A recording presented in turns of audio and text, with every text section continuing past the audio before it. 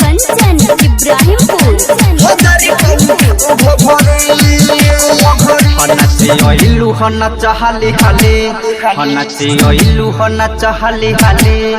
तू नये हुआ के सट्टा हवाले नमरी पते खाव टंगरी हजारी पाऊ खाओ भगरी रे नमरी पते खाओ टंगरी हजारी पाऊ खाओ भगरी हनाचे ओइलू हना चाहले हाले तू नये हुआ के सट्टा हवाले नमरी पते खाओ टंगरी हजारी पाऊ खाओ भगरी रे नमरी पते खाओ टंगरी हजारी पाऊ खाओ भगरी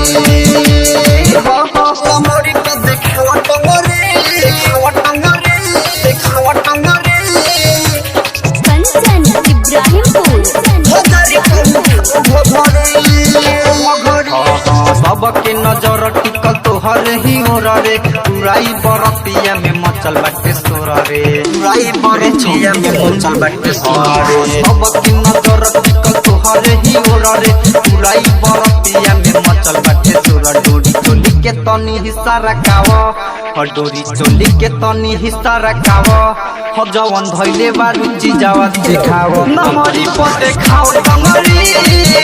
हजारी पाऊ खाओ भगरी रे नमरी पते खाओ टंगरी हजारी पाऊ खाओ भगरी mix by star digital recording studio Basant Bazar. Kanchan Ibrahimpur नमरी पते खाओ टंगरी उठावा के लाली तोर बड़ी चटकारबा बिसन मनी तले देखाती कहियारबा रे छोड़ी किस उठावा के लाली तोर बड़ी चटकारबा कंचन संग लेबे खाती कहियारबा पराकस के लहगे बोलाले जितेंद्र संजय के लहगे बोलाले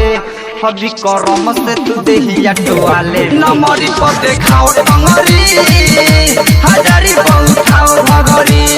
रे नमरी पते खाओ टंगरी हजारी पाऊ खाओ भगरी हनाचे ओइलू हना चाहली खाली तू नये हुआ के सट्टा हवाली नमरी पते खाओ टंगरी हजारी पाऊ खाओ भगरी रे नमरी पते खाओ टंगरी हजारी पाऊ खाओ भगरी star digital recording studio Basant बाजार।